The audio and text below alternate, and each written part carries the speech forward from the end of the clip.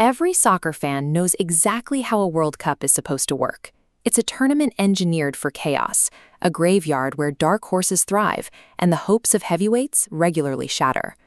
The 2026 format stretches across an entire continent with an expanded 40-18 field.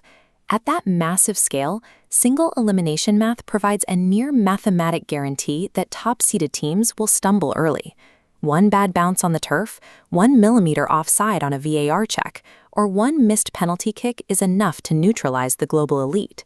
Because of this systemic volatility, fans naturally accept that FIFA's official pre-tournament rankings rarely look anything like the actual bracket by the time we reach the Final Four. But the 2026 edition threw out the established script. The global elite bypassed the chaos entirely and consolidated power. Look at the teams that cleared the field. Argentina is ranked number 1 in the world, Spain is 2, France is 3, and England sits right there at number 4. This probability matrix shows the microscopic chance of that actually happening. The odds of seeds 1 through 4 all advancing simultaneously through a 48-team knockout format without a single upset occurring sit at a fraction of a percent. Yet here they are, arriving at this perfect outcome by utilizing 2 drastically opposing tactical philosophies. The result is that these semifinals abandon the standard Cinderella narratives. We are left with a historically pure test of contrasting football ideologies. That test begins Tuesday night in Dallas. Number 2 in the world facing number 3. France arrives here having played the most ruthless, controlled football of the tournament. Over 3 knockout matches, they have choked out games with strict defensive discipline, allowing 0 goals. Pair that ironclad defense with 6 goals scored on the other end, driven by Kylian Mbappé performing at his absolute peak. Spain acts as the structural counterweight to that defensive wall. Manager Luis de la Fuente has engineered a squad that survives on high-speed, fluid possession.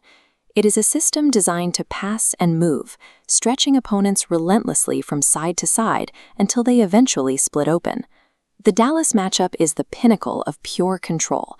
It asks exactly one tactical question: can perfect passing possession break down a perfect defense? Then, on Wednesday night in Atlanta, the philosophy changes entirely. Number 1 faces number 4 on a path forged by raw survival. England has taken a bloodied route to this stage. They have leaked goals in every single round, scraping forward strictly on single-goal victory margins, but they bend without breaking. Down a goal against Norway and facing heavy VAR scrutiny, Jude Bellingham delivered a massive 2-goal performance in extra time to keep their tournament alive.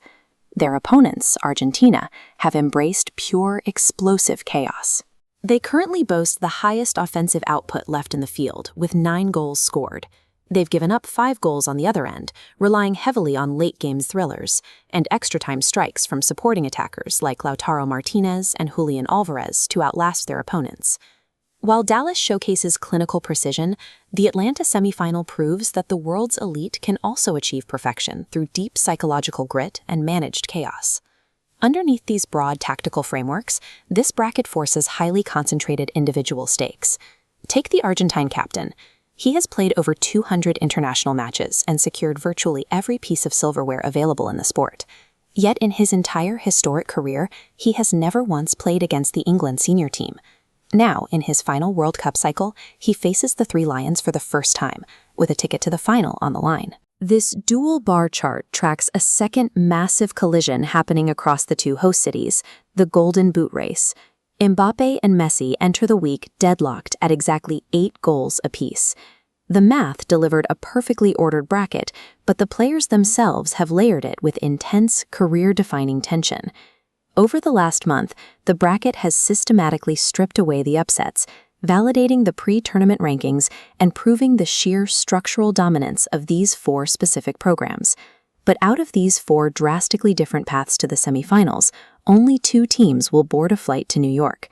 We are watching history written in real time. This is the exact moment the global elite stood on the world's most volatile stage and simply refused to fall.